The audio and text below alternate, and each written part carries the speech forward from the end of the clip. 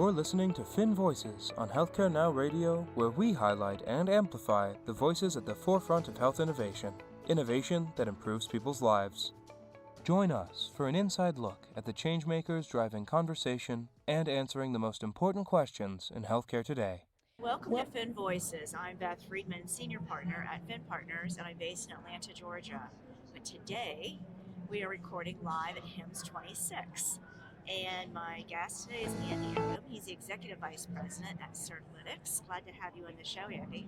Glad to be here. Thank you so much. Sure. Andy's worn multiple hats over the years at Certilytics, and his 12 years there. You actually started in analytics and actuarial consulting before moving up the ladder at the company. Now you head up business growth for Certilytics. You have a degree in economics and a master's in public health. So it's pretty impressive. We've been working together the past 5 days here at HIMSS. It's been an enjoyable conference. I know you've played also an integral role at the company with some of your customers, and that could be, we talked about some of the large health plans, the large PBMs, very large employers. So you've really worked in this data analytics and business intelligence space for a long time. Seen some things change, I'm sure. Absolutely. Seen technology advance quite a bit. So welcome to the show. And what I want to start with, Andy, is really thinking about being here at this conference. Innovation is kind of a top topic in every booth, and there's a lot of them upstairs. Tell us, and there's innovation happening in a lot of different sectors in healthcare, a lot of different places and spaces. But for what you do, as Certilytics does, as it relates to data and intelligence, business intelligence, where are the gaps? Like, where are the problems and challenges in the industry today?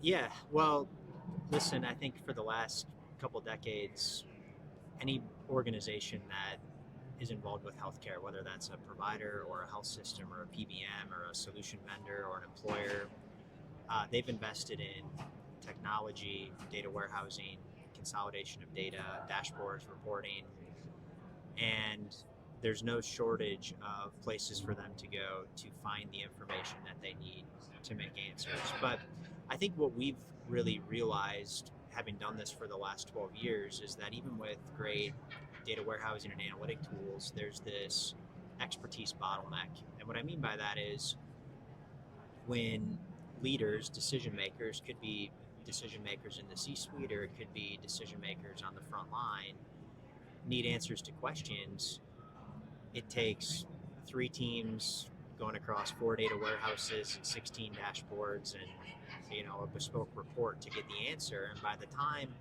that they have those answers, their ability to make the right decision and execute dies on the vine.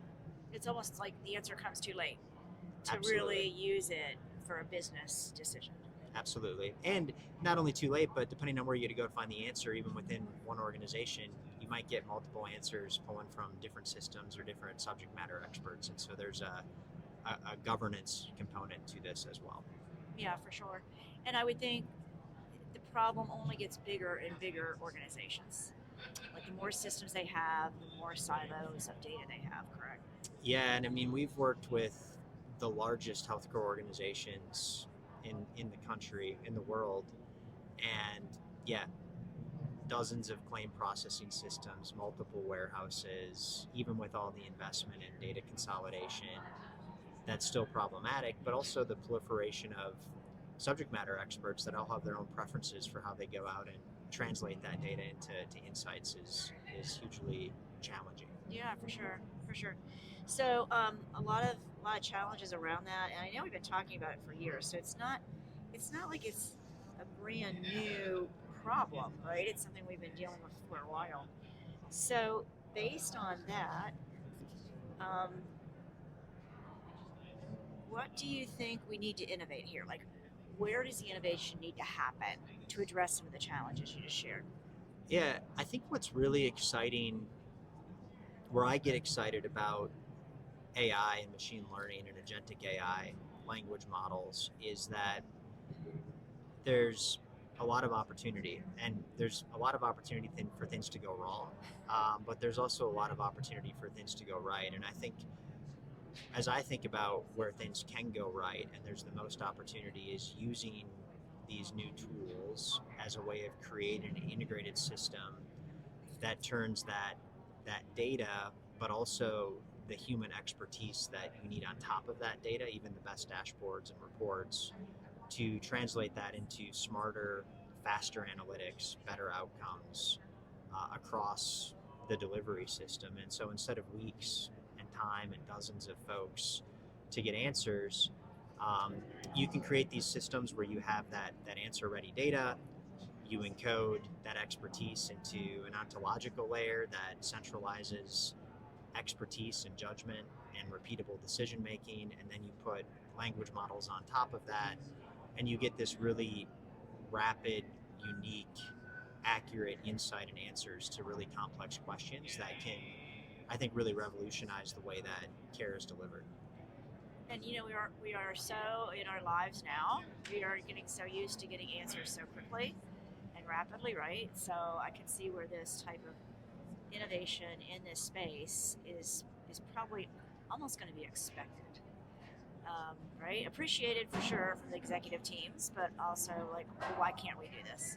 Yeah, I think that's right. I mean, when I started doing this 12, 13 years ago, we've always done AI, machine learning in healthcare, and we would walk into meetings and we'd start talking about machine learning models, and everybody's eyes would glaze over and they would have no idea what we were talking about, much less see a need to have that in their day-to-day. And now with really the proliferation of language models and the ubiquitousness of those things and people's access to those things, there's much more of an appetite to think about, all right, how can I really use this in my day-to-day to do things better?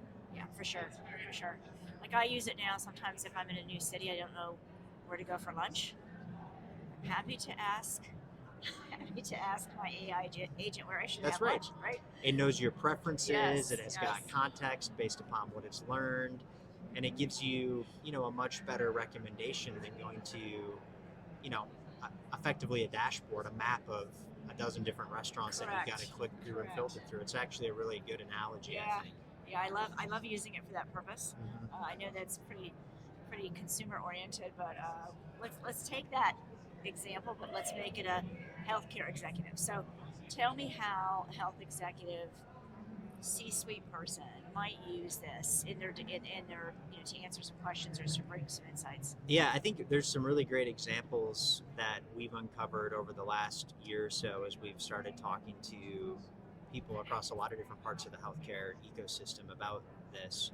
I think one great example is if imagine a state Medicaid agency and the director of that agency, and a scenario that happens quite often where she gets called in to meet with legislators in 2 hours to talk about the way the performance of programs that they implement, like a maternal health program or a rural health program. And today, she needs to have a well-prepared, thorough set of facts at her disposal that she can go into tailored to the audience that she's going to talk to, so she can speak confidently and have the right answers to questions that might come up. But today what we hear is that sort of thing takes weeks. She's got to go to policy experts and actuaries and data SMEs, and by the time that she can get those answers or that 2-page fact sheet, she's already had the meeting. She's missed out on a great opportunity to maybe highlight things that she could know about because it's in the data. It's not that those traditional analytic tools are wrong, it takes too long for her to get the answer. And so, I think in this new world that we're quickly approaching, she can simply ask the question through a conversational interface and get that fact sheet that she needs in 30 seconds, quickly review it with her team, and be much more prepared for those sorts of conversations. Yeah, and there's so much change happening in organizations these days. I can only imagine, like you mentioned state Medicaid, how often that scenario probably does happen, where they call a meeting, she's got to be prepared. I can imagine that's pretty stressful right now. Absolutely. You've mentioned a couple times, Andy, the teams that we require today. So using technology, I know use of operational technology to address some of these challenges. It's not just data analytics, right? I've seen it in billing, I've seen it in coding, I've seen it across the revenue cycle and in other areas too. We're starting to see it, in the clinical documentation area. tell me a little bit about the role. Like, how does the role of the data analyst change or evolve when they now have this new capability? Yeah. So speaking from personal experience at Certilytics, we found this to be a huge amplifier of the expertise that our team has. So we don't see this as a replacement to our experts and our team members, but really an opportunity for us to take that expertise and encode best practices, standardize those best practices across our organization. And when we bring on a new junior analyst, he or she has the benefit through using these tools as they're working on analysis for our clients or building new things, of really having like our most senior developer, senior analyst looking over their shoulder and helping them along the way. And it's a great way for us to amplify our team members and make them more productive, and also take them out of the minutia of going through and just consolidating information. I mean, that's not a good use of a senior person's time. Right. They can, Right. if an AI agent can do that for them and they can focus on the more complex things, it's a really, I think, great way to make them more effective. Very cool. And so that sounds similar to what we've heard in other operational areas of the health system or the healthcare organization as well.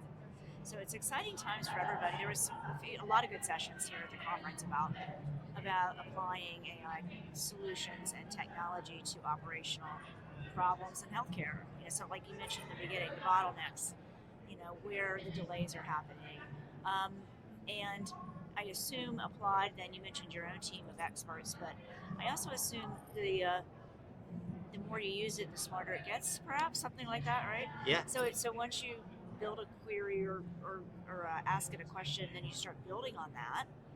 It remembers that, and then next time, just like knowing my lunch preferences. Yeah, and it kind of gets better over time, right? And the cool thing about it is that you can set up systems where you can democratize the input to that ontology or that knowledge layer, but you can do that in a governed way so that you can drive not just the consolidation of data, which healthcare has been trying to do for a long time, but a consolidated place for judgment and expertise and best practices and principles that your organization has, so that you can make sure that as you're bringing on new team members, they get aligned in a way that's consistent with what your objectives are. Yeah, absolutely. Super. You did describe the Medicaid director before in this scenario, which makes a ton of sense.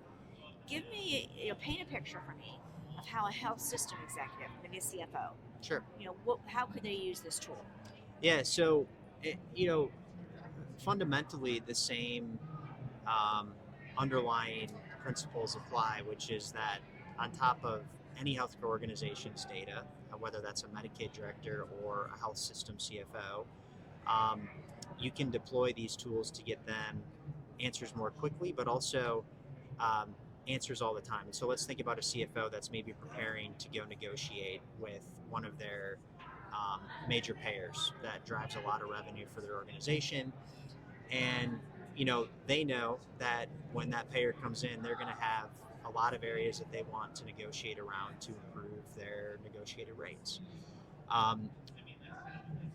We know that takes a lot of time and effort for CFOs and folks that are doing those negotiations to prepare for, but they can't prepare for every scenario. And those conversations happen quickly.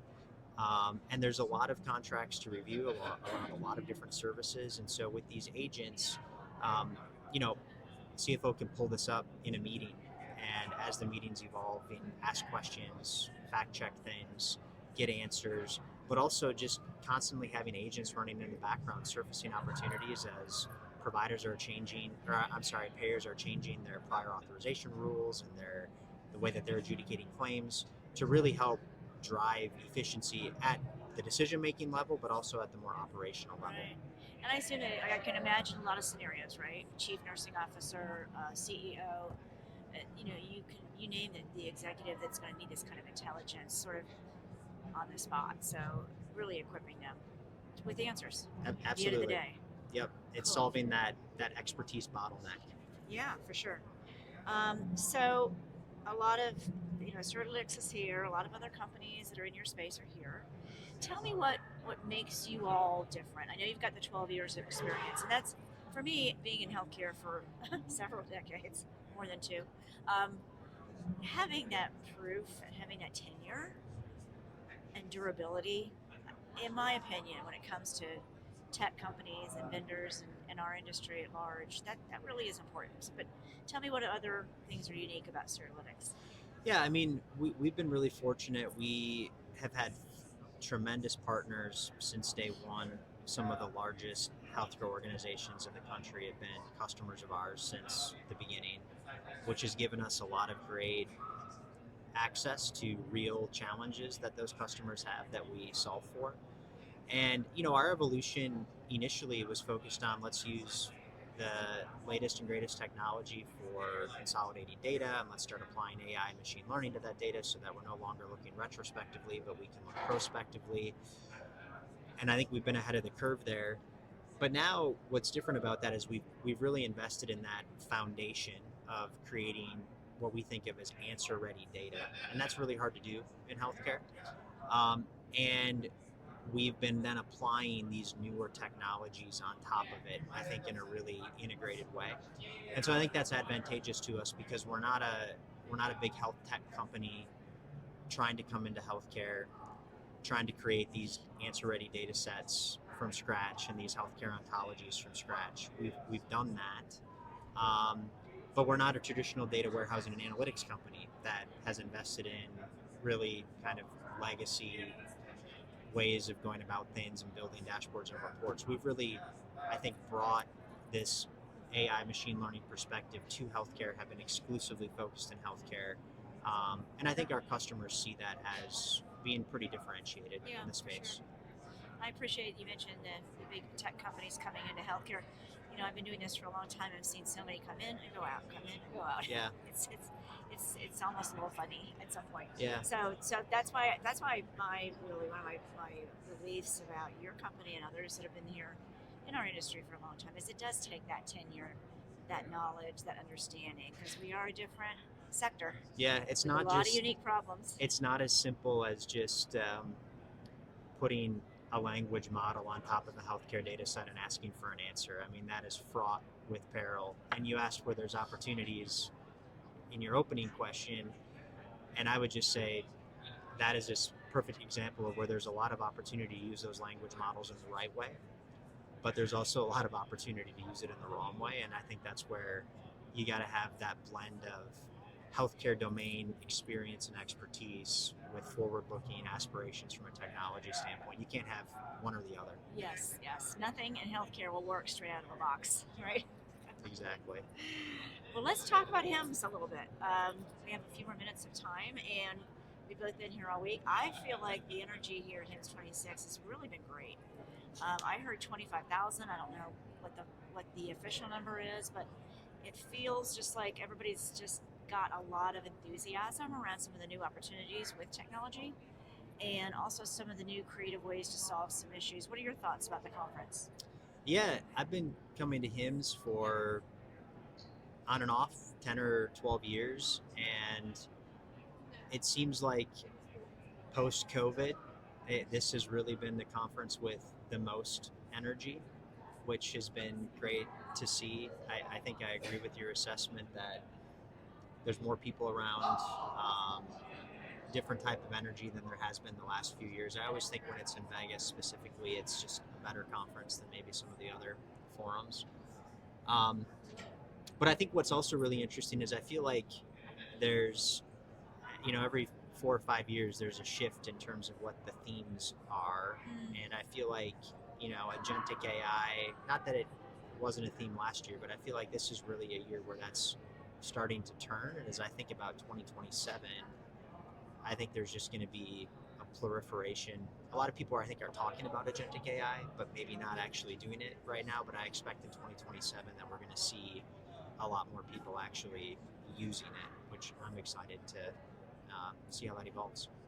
Yeah, I agree with you. And I think what will help propel that, you mentioned this earlier, is as we, just as consumers, start using these technologies more in our day-to-day life, I think it'll sort of uncover new opportunities for us to use it in the healthcare ecosystem. Absolutely. Super. So let's talk HIMSS27. You mentioned what you just suggested. I was even thinking as I look forward on HIMSS27, so I'm in marketing and public relations, and we use LinkedIn a lot, right? So we're on LinkedIn a lot. I almost think of like these LinkedIn personalities where I like have an agent, but then also I have the real me. And they almost have to like sync and validate one another. And I just think it's going to be an interesting world here in the next 5 to 10 years for sure. Yeah, there's going to be a lot of agents that create a lot of good, and there's going to be a lot of agents that create a lot of uncertainty and lack of trust and all sorts of things. So it'll be exciting to see how that plays out. But like I said at the beginning, I'm optimistic about the opportunity, and I think if used in the right way, a lot of good can come from AI. Yeah, agreed. Well, Andy, thank you for being on my show. Thank you so much for having me. I really appreciate having you as a guest.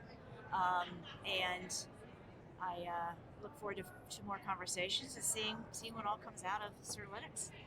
Well, thank you so much. Appreciate the hospitality, and it was a great HIMSS. This has been Beth Friedman, Senior Partner at Finn Partners. I thank you for listening to Finn Voices, where we talk about health information, health innovation, and all the technology in between. Finn Voices is brought to you by Finn Partners, a global marketing and communications agency working across industries and services. Whether inside our walls or on the front lines of health transformation, we stand together to create meaningful and measurable impact for the world around us. Learn more at finnpartners.com and follow us on LinkedIn at Finn Partners.